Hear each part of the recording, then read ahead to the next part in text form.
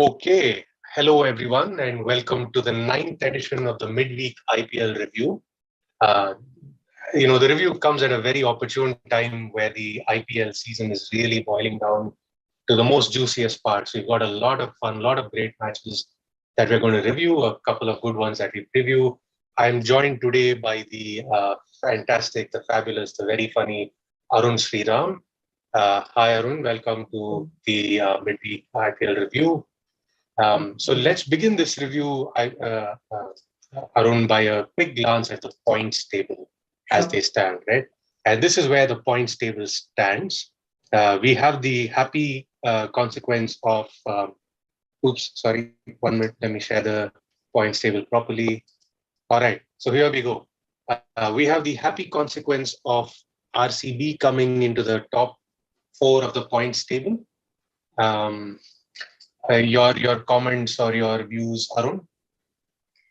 Yeah, RCB at number 4 right now. I think that's the best place for it to be, right? So there's adequate seriousness if we make it to the playoffs that they actually have to work on virtual eliminators every single time, right? So I think it's the right place. I think it's the cusp of falling behind. I mean, there's one team that I would really wish that displaces RCB, but let me just join the joyful sentiment right now and continue to think that RCB is going to be fourth.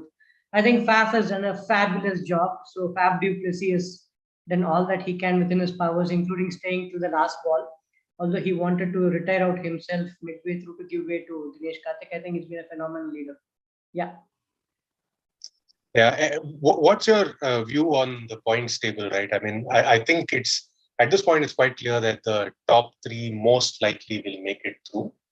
It's just a fourth spot that they see a tussle for, right? And realistically, I see only RCB, DC, and SRH fighting uh, for that fourth spot. I may be wrong mathematically, of course, but I think in terms of sheer momentum, KKR and Punjab and Chennai might be out of it. But what's your views on how the points table is shaping up, Arun?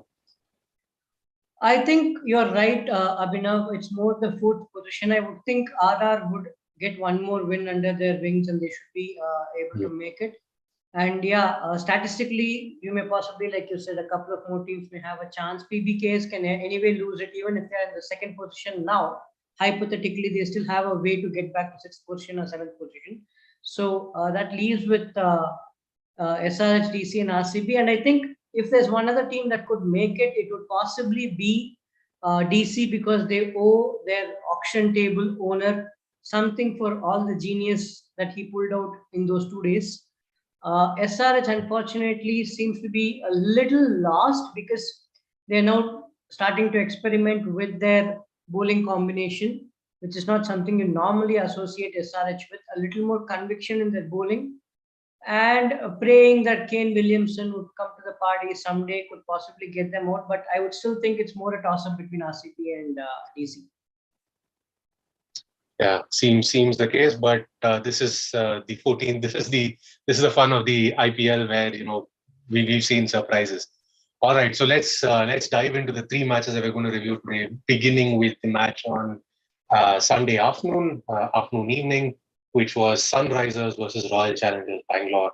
A great match, a good fun for an RCB fan to watch, and for a little bit of a torturous match for an SRH fan. That said, I think we saw a lot of positives again, RCB being very positive in their momentum. I know, Arun, since the time you've spoken about chloroform, Kohli has been in pretty bad nick, but I think apart from that, RCB doing a good job. DK Boss being an absolute boss, working that last over for 25 runs.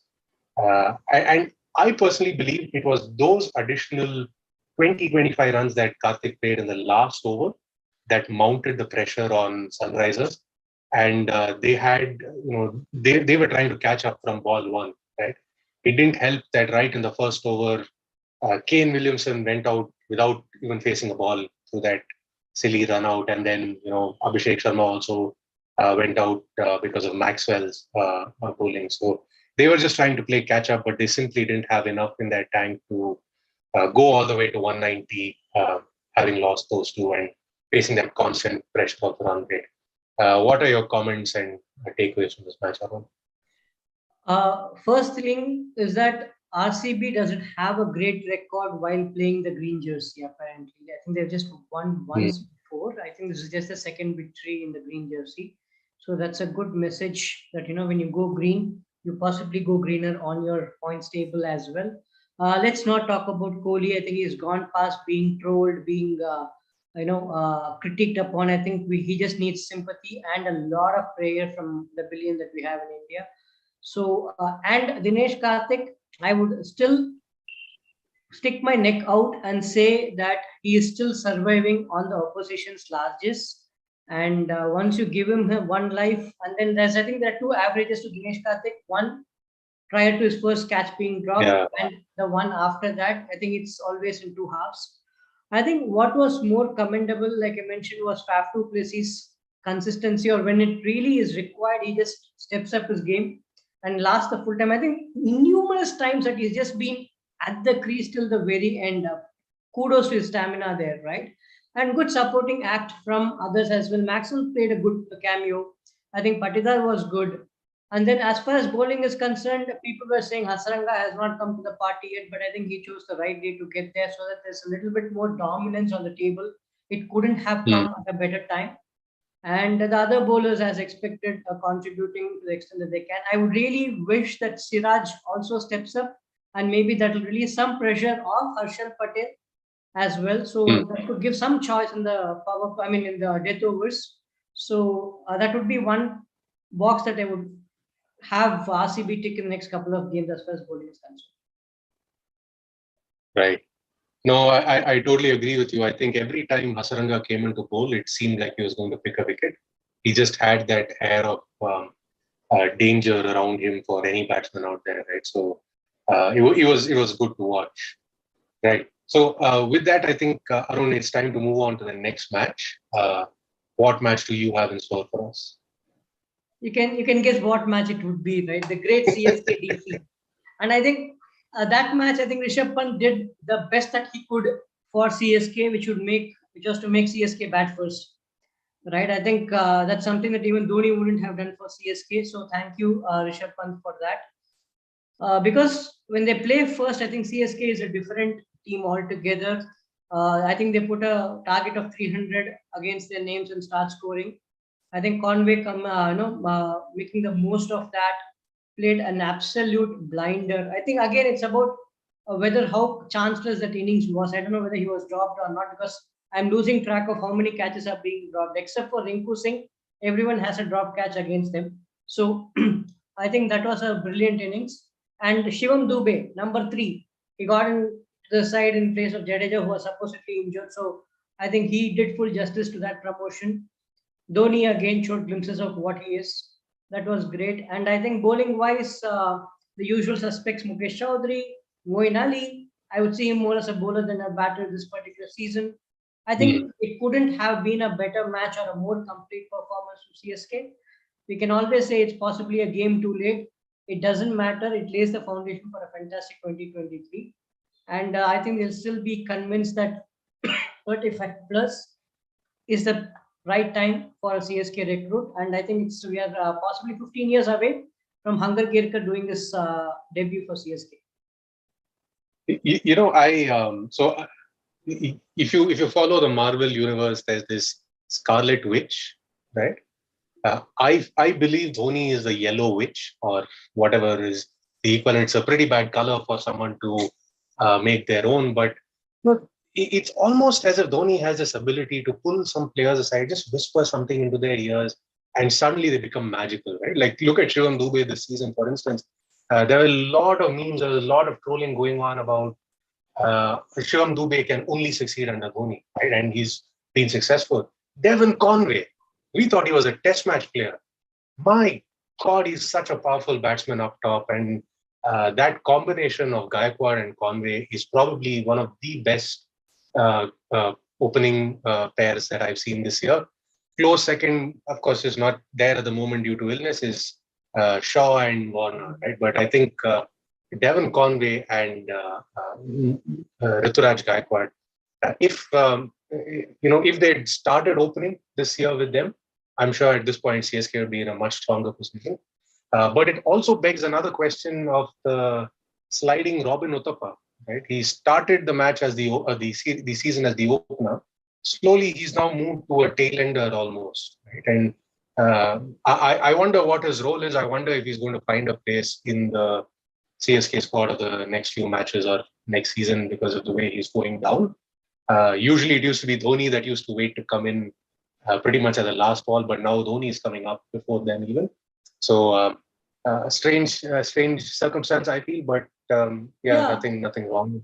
I think Uthappa is both a breakfast dish as well as a dinner dish, Abhinav. So it depends on the day and the way it goes. So it doesn't matter.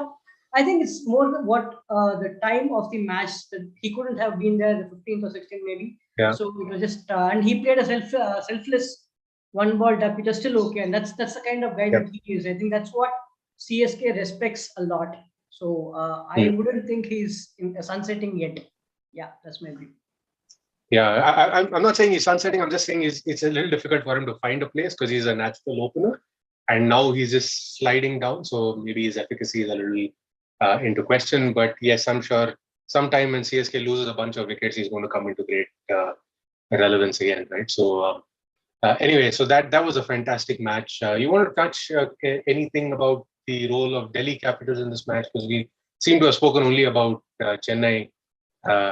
Delhi, I feel um, without the ballistics of Prithvi Shaw along with David Warner, they simply didn't have enough to fire it off with. Right? I think what's happening is teams tend to suddenly find one person in the middle order and tend to become a little over reliant, like an Andre Hmm. Russell or a Tim David. In DC's case, it is Roman Powell, right? And if Hmm. he clicks, then the team seems to be clicking. And otherwise, who would have expected that heap of wickets to fall within a 10-run space, right? It was a little disconcerting to see as a cricket fan, though I was happy as a CSK fan.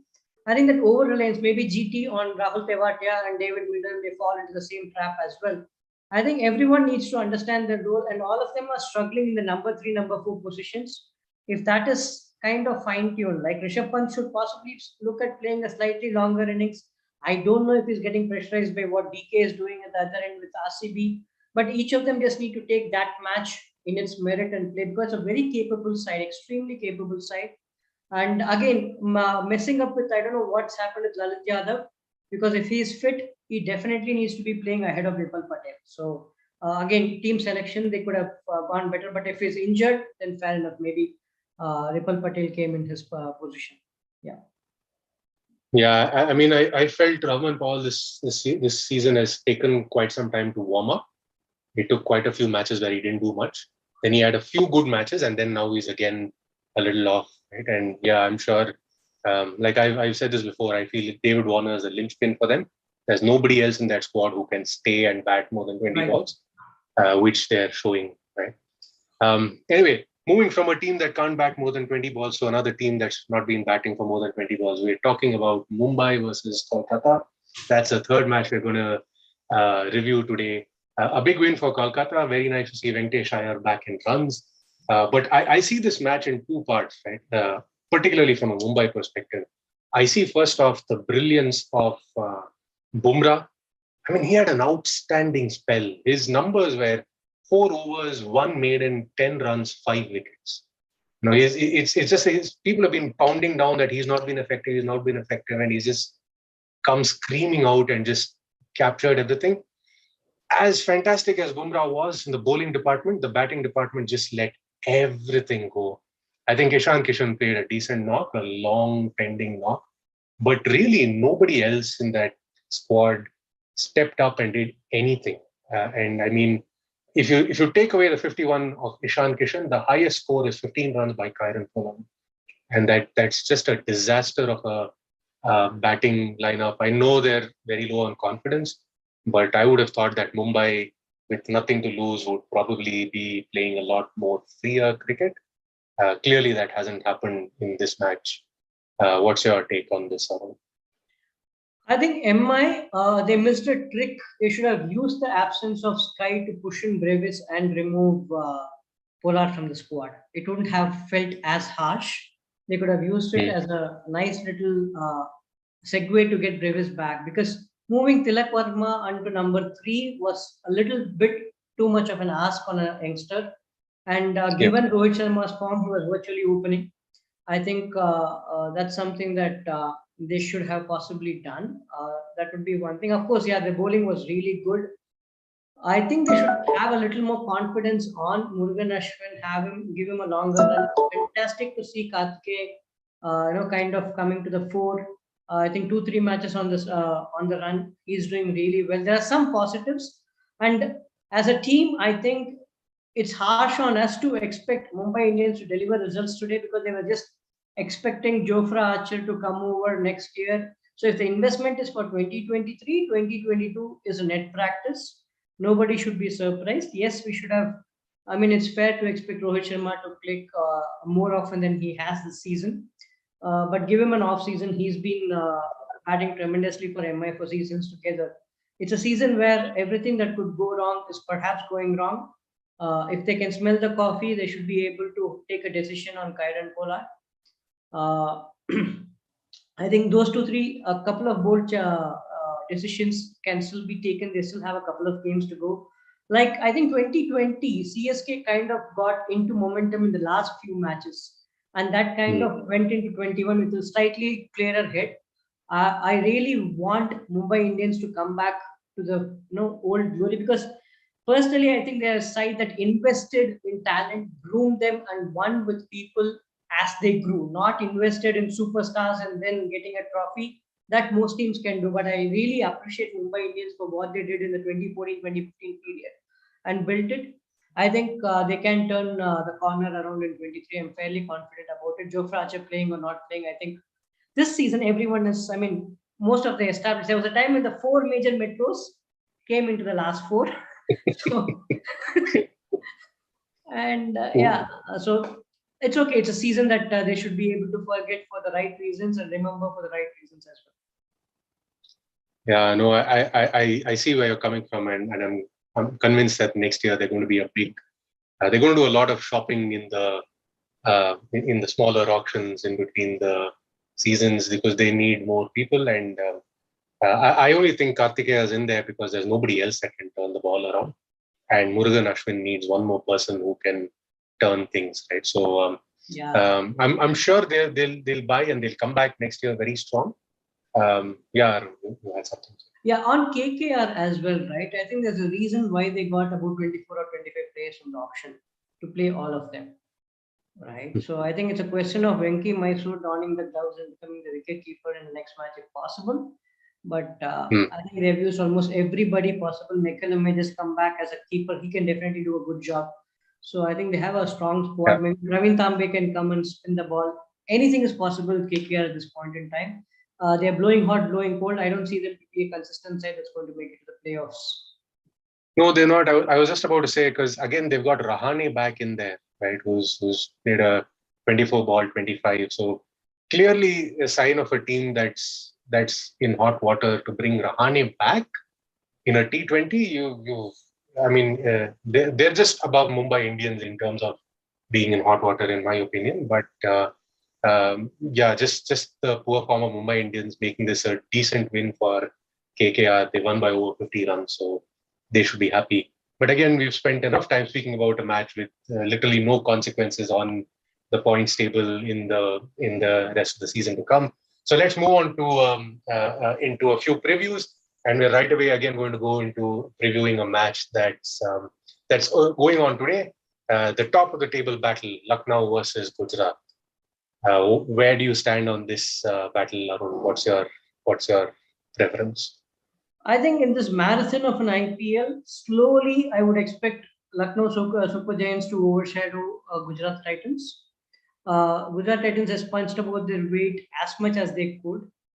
It will be good for them to go through a couple of setbacks so that they can come back stronger later in the playoffs. Too much reliance on the middle order, and when the top order click, the middle order fails. So it's kind of a seesaw there. They still have possibly the best bowling attack in the tournament alongside RR. But yeah, I would possibly tip Lucknow Super Giants to win. Yeah, I would tend to agree with you. So as we stand, Gujarat is at 69 for 3 at the end of the 11th over. Um, but yeah, Gujarat this year has been one of those teams that's been winning by surprises, right? I'm sure the bookies have not made any money on Gujarat because it's never seemed like they're going to win a match and somebody is pulled a blinder out of nowhere, right? And that might just be catching up to them. And as you say, it's probably the best time for them to go through that little bit of a dip so that they catch some steam again. So I think both of us agree that this should be a match for Lucknow to capitalize on. Right? Moving from that to another team at the top, Rajasthan playing a team which is fighting for survival, Delhi. So we have Rajasthan versus Delhi tomorrow. Arun, what's your take? Going by how the previous match went, DC would be really, really keen to have a go at RR. But for CSK's sake, RR should win the match tomorrow. I don't know for whose sake, but I'll say this one thing. I feel Delhi is multiple times stronger a team when both Prithvi Shaw and Warner play in that power play, right? And Prithvi Shaw has not been keeping well, which is why he didn't play at the last match. And I don't know if he's going to be fit by tomorrow. So if he doesn't come, then this should be a walk in the park for Rajasthan. But because I don't see anybody else challenging the Rajasthan squad, the only way Delhi can upset them is to capitalize on the power play. Rajasthan, I mean, let's face it, has had one of the best teams in a long time, and they've been absolutely the team to watch out for. Right. So again, I tend to side with you that it's a match for Rajasthan. But the only thing to watch out for is Delhi's power play and how things turn out. Which brings us to a match that I'm sure you're going to be very happy to predict the results of, Arun. Chennai versus Mumbai. So let me ask you this question, Arun. How many runs will Mumbai win that match by? Minus 22. Minus, okay, excellent. We shall make a note of this and come back to you. Again, look, I really wish Rohit Sharma wins the toss and puts CSK to bat because Dhoni isn't going to do it. So that's the most important prediction for that match. And yeah, CSK will be. I think it's more a stake on the table for CSK than for MI. MI is just another match to lose, and CSK everything to go and win for. So it's more prayer than a prediction, Abhinav, that CSK wins that match. No, but I don't doubt it. I think CSK has definitely got the batting and the bowling to beat MI. I slowly think we are at that point of the season where the pitches are just worn out. So I predict captains are going to want to start batting first if they haven't already. I'm not been following the tosses that closely, but I think batting first, the first few overs gives you a much better pitch because it starts holding a bit towards the later parts of the match. So I think teams that bat first have a stronger chance to win, provided they go towards that 190, 200 kind of score, and it becomes really difficult to score later on. We've seen this in the last few matches as well. If you notice, teams start out with an absolute blaze, but they struggle to score towards the end, even in the first innings. And that's probably because of the way the pitches are playing out. So, yeah, I would fully predict that the team batting first will win that match. But regardless, I think Chennai should be comfortable to win that. Cool. Just a few players that absolutely I appreciate. I mean, one is Rinku Singh. I think finally his time under the sun has come, and he's doing a beautiful job, not just as a batsman, but as a very, very dependable fielder as well. Yesterday, I saw one of the catches. I was like, it was mind blowing. I don't think anyone else would have picked that skyer. He did it. And the other two people I really appreciate are Hardik Pandya and KL Rahul. I was just thinking about what they went through 3 years back and the kind of bounce back where one is tipped to be at least one format captain for India and the other leading in the top two of the IPL table. Hats off to the resilience and what you can always get over youthful exuberance with a lot more achievement. Absolutely so happy for how they have come about in this season. Yeah. I agree with you completely. And I think Rinku Singh is not just about the catches, even the commitment to his fielding in general, I think has been outstanding, right? And I'm going to troll a person that you've already said has been trolled enough, but I think another outstanding fielder this year has been Kohli, because that's pretty much all he's done, right? And he's not dropped a catch this year. He has. He's been, has he? Okay, I missed something. Okay. But generally, he's been a good fielder for RCB this year. And we should be appreciating our fielders more. So there you go. Any any last comments, Arun, before we wrap up the show? Yeah, they say batters win matches, bowlers win tournaments. I think fielders deserve much better. I agree with you. That's my last comment. Yeah. Catches win matches, as they say, right? DK is a prime example of how that's been held true in a convoluted sense. But yes, looking forward to a lot more catches of DK being dropped because RCB should win. On that happy note, guys, thank you for watching. Thank you. I hope you've enjoyed our analysis and our attempts at humor. Please do like, share, and subscribe if you haven't already. And